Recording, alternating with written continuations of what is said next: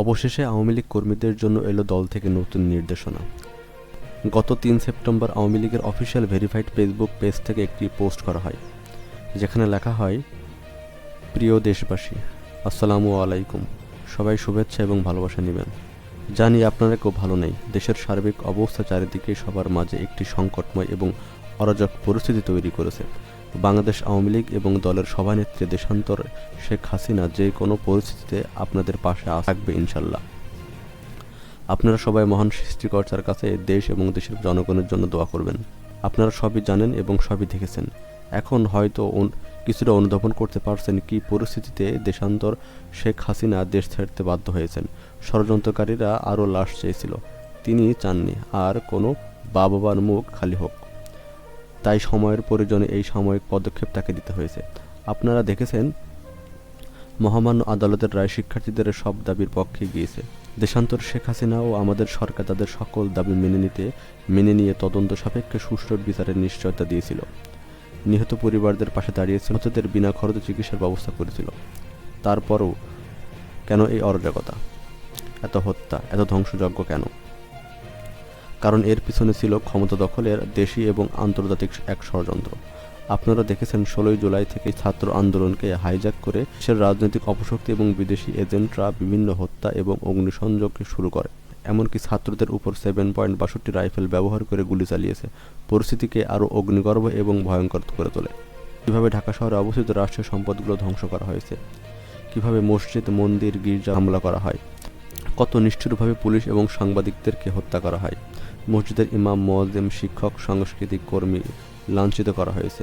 5 August কীভাবে বাঙালির মহান স্বাধীনতা এবং মুক্তিযুদ্ধের সুকারিগর জাতির পিতার স্মৃতি বিজড়িত বঙ্গবন্ধু স্মৃতিসৌধ ধ্বংস করা হয়েছে।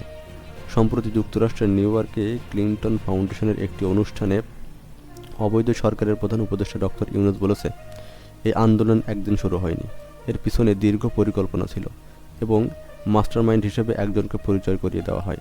এ থেকে স্পষ্ট বোঝা যায় যে এটা ছাত্রদের কোটা আন্দোলন ছিল না। দেশের বিরাজমান পরিস্থিতি থেকে আপনারা নিশ্চিত অনুধাবন করতে পারছেন কেন সেন্ট মার্টিন দ্বীপকে সংরক্ষিত করে কার্যত জনগণকে যাতায়াতের জন্য নিষিদ্ধ করা হয়েছে, যে পার্বত্য চট্টগ্রামে পরিকল্পিতভাবে একের পর এক সহিংসতা তৈরি করা হচ্ছে। বাংলাদেশ আওয়ামী লীগ আপনাদের আশ্বস্ত করছে, আমাদের বুকে এক বিন্দু রক্ত থাকতে বাংলাদেশের মাটিতে অন্য কোনো দেশের ঘাঁটি হবে না। এই দেশ 30 লক্ষ শহীদ ও 2.5 লক্ষ মা বোনের সম্মানের বিনিময়ে কেনা। এই দেশের বাঙালি 24 বছরের দীর্ঘ সংগ্রামের সফল। অন্য কোনো দেশের পতাকা এই মাটিতে উড়বে না। প্রয়োজনে আরেকটি যুদ্ধ হবে, স্বাধীনতা রক্ষার যুদ্ধ। সম্প্রতি ডক্টর ইউনূস বাংলাদেশের ইতিহাসকে রিসেট বাটন দিয়ে দেশের বিভিন্ন ইতিহাস মুছে ফেলার কথা বলেছেন, যা খুবই আপত্তিজনক এবং নিন্দনীয়। তিনি বাংলাদেশের ইতিহাস মুছে ফেলার জন্য যত রিসেট দেখ না কেন, বাংলাদেশের মৌলিক এবং অস্তিত্বের ইতিহাসগুলো মুছে ফেলা কখনোই সম্ভব নয়। স্বাধীন ও মুক্তিযুদ্ধ 30 লক্ষ শহীদের জাতীয় সঙ্গীত, জাতীয় পতাকা, জাতির পিতাই হচ্ছে বাংলাদেশের মৌলিক ভিত্তি। দেশকে তিনি শাসন, শোষক যাই করুন, এসব গৌরবময় অধ্যায় মেনে নিয়ে তাকে করতে হবে। আপনারা দেখেছেন 5 আগস্টের পর সারা দেশে সহিংসতায় আওয়ামী লীগের নেতা কর্মীরা কীভাবে নির্বিচারে হত্যা করা হচ্ছে, চাঁদাবাজি, বসতভিটা, ব্যবসা এবং প্রতিষ্ঠানকে দখল করে নির্যাতন করা হচ্ছে। সবই হচ্ছে প্রশাসনের নাকের ডগায়। এই অবৈধ সরকার ক্ষমতা দখলের পরে দেশের সকল শীর্ষ সন্ত্রাসী এবং আন্তর্জাতিকভাবে চিহ্নিত জঙ্গিকে পুলিশ এবং সেনাবাহিনীর প্রহারায় মুক্তি দেওয়া হয়, আরও বেশি অরাজক পরিস্থিতি তৈরি করার জন্য। কারণ সন্ত্রাসীরা বুঝে গেছে অপকর্ম করলে তাদের কোনো শাস্তি হবে না। আমরা হুঁশিয়ারি করে বলতে চাই, সাধারণ মানুষ সহ আমাদের নেতাকর্মীদের হত্যা বন্ধ এবং হত্যাকারীদের অবিলম্বে গ্রেফতার করে বিচারের আওতায় আনা হোক এবং এই নারকীয় অত্যাচার নির্যাতন বন্ধ করা হোক। কেউ যদি মনে করে অত্যাচার নির্যাতন করে আওয়ামী লীগকে ধ্বংস করে দিবেন, তাহলে তারা বোকার স্বর্গে বাস করছেন। আওয়ামী লীগের শিকড় অনেক গভীর। এই দেশের জন্মের সাথে আওয়ামী লীগের সম্পর্ক। এই ঐতিহ্যবাহী দল আওয়ামী লীগের স্বমহিমায় ফিরে আসবে, দেশের অসমাপ্ত উন্নয়ন কাজ এগিয়ে নিয়ে যাবে, বাংলাদেশ বিশ্বের বুকে একটি উন্নত জাতি হিসেবে প্রতিষ্ঠিত করবে। জয় বাংলা, জয় বঙ্গবন্ধু।